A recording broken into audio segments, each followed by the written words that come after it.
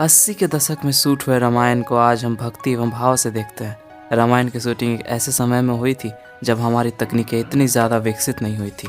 उस समय ना वीएफएक्स और ना ही कोई एडवांस टेक्निक्स थी। अब आप सोच रहे होंगे कि उस समय इतने सारे फैसिलिटीज़ के बिना रामायण आखिर कैसे बनकर तैयार हो गई, और उस समय के रामायण में ऐसा क्या था कि लोग भला आज के समय में बने रामायण को छोड़कर रामानंद सागर के बनाए हुए रामायण की ओर खींचे चले जाते हैं। उस जमाने में बिना वीएफएक्स और बिना आधुनिक तकनीकों के बगैर रामायण की शूटिंग में कितनी परेशानी हुई थी, और साथ साथ उस समय रामायण बनाने में कितना खर्च हुआ था। इतना ही नहीं, उस समय बानर सेना और जामवंत जैसे कैरेक्टर बनाना कैसे सक्षम हुआ था। तो आज की इस वीडियो में हम आपको इनके पीछे की सच्चाई से रूबरू करवाएंगे। वीडियो के अंत तक जरूर बने रहिएगा। नमस्कार दोस्तों, स्वागत है आपका हमारे चैनल अनस्क्रिप्ट रियलिटी हिंदी में। दोस्तों, आज से लगभग 33 साल पहले जिस रामायण को रामानंद सागर ने बनवाया था, उस रामायण की छवि आज भी लोगों में बरकरार है। रामायण को शूट करने के लिए एक ऐसी जगह की जरूरत थी जहाँ पर जंगल, नदी और खाली मैदान होना चाहिए था, ताकि अलग अलग दृश्यों को शूट करने में डायरेक्टर को ज्यादा परेशानी ना हो। बहुत ज्यादा तलाश के बाद एक ऐसी जगह मिली जहाँ पे रामायण को फिल्माया जा सके। वो जगह और कोई नहीं, गुजरात थी। गुजरात के एक छोटे से शहर उमरगांव को रामायण की शूटिंग के लिए चुना गया था। आपकी जानकारी के लिए आपको बता दें कि इस शहर की आबादी उस समय उतनी ज्यादा नहीं थी, जिस कारण रामायण को अच्छे से शूट किया गया। उमरगांव में रामायण को पूरे 550 दिन तक शूट किया गया था।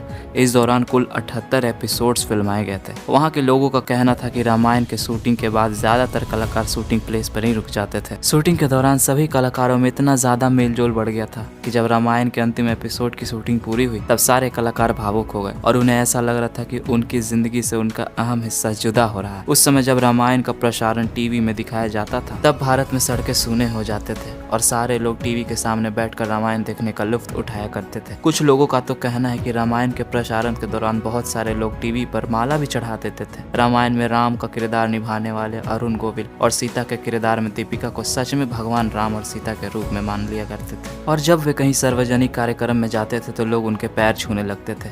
अगर हम आपको रामायण की शूटिंग के बारे में बताएं तो रामायण में लक्ष्मण का किरदार निभाने वाले सुनील लहरी ने बताया कि रामायण में हनुमान जी को उड़ते हुए इधर उधर बहुत देखा गया है, मगर शूटिंग के दौरान वो कहीं नहीं उड़ते थे, उन्हें बस एक स्टूल पर खड़ा कर दिया जाता था। सुनील लहरी ने बताया कि जब रामायण में राम और लक्ष्मण को हनुमान जी के कंधे पर बिठाने वाला सीन शूट किया गया था, तो वो उन सभी के लिए बहुत ज्यादा मजेदार रहा था। रामायण के सीन में देखने को मिलता है कि हनुमान जी राम और लक्ष्मण को अपने कंधे पर बिठाकर आसमान के रास्ते ले जाते हैं। रामायण के इस सीन को शूट करने के लिए क्रोमा तकनीक का इस्तेमाल किया गया था। उसके बाद कई तरह के स्पेशल इफेक्ट डाले गए, तब जाकर यह सीन पूरी तरह से तैयार हो पाया। सुनील लहरी ने यह भी बताया कि इस सीन की जो शूटिंग हुई थी वो काफी हद तक इमेजिनेशन थी।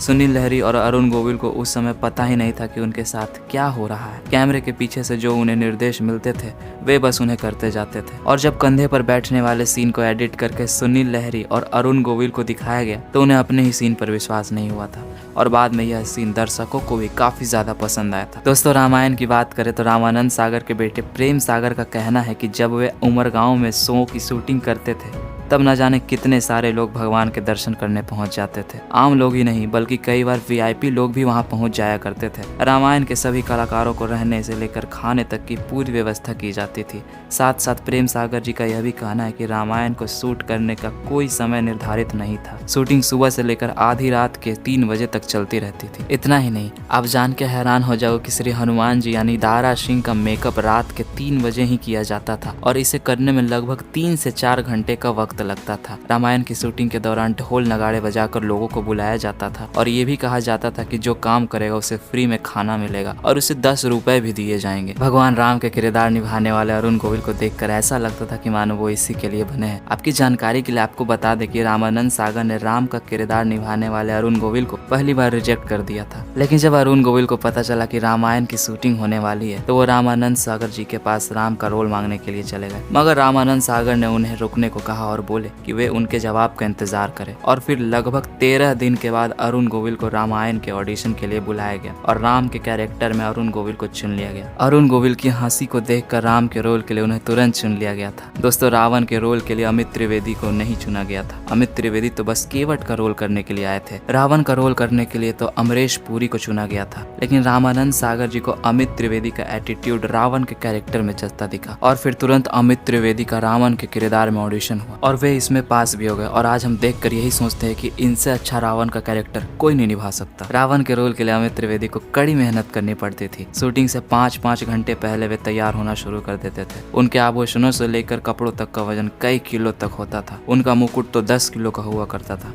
अमित त्रिवेदी जब शूटिंग पर जाने लगते थे तो पूरा दिन अपना उपवास रखते थे और शूटिंग के बाद अपना उपवास तोड़ते थे। उन्हें इस बात का अफसोस होता था कि रावण के किरदार में उन्हें राम के लिए कड़े शब्दों का प्रयोग करना पड़ता था। दोस्तों, आज से लगभग 33 साल पहले इस शो के एक एपिसोड को बनाने में 9 लाख रुपए की लागत आती थी। हालांकि रामानंद सागर की रामायण ने पूरे 23 करोड़ रुपए कमाए थे। आपकी जानकारी के लिए आपको बता दें कि आज के समय में उस समय के 9 लाख रुपए 1 करोड़ रुपए के बराबर है। रामानंद सागर द्वारा निर्मित रामायण आज भी हमारे दिल से जुड़ा है। आज के समय में आने वाले रामायण तो सिर्फ मजाक बनकर रह गए। वो कहावत तो सच्ची है कि जो दम पहले के चीजों में होती थी वो अब की चीजों में कहाँ है। दोस्तों, रामानंद सागर द्वारा निर्मित रामायण सदैव हमारे दिल में अपनी जगह बनाए रखेगा। दोस्तों, वीडियो पसंद आया होगा तो वीडियो को लाइक जरूर करें और ऐसी और भी इंफॉर्मेटिव वीडियोस आगे देखने के लिए हमारे चैनल को सब्सक्राइब कर नोटिफिकेशन बेल जरूर ऑन कर दीजिएगा। हम मिलते हैं नए वीडियो में किसी नए टॉपिक के साथ। तब तक के लिए bye and thanks for watching.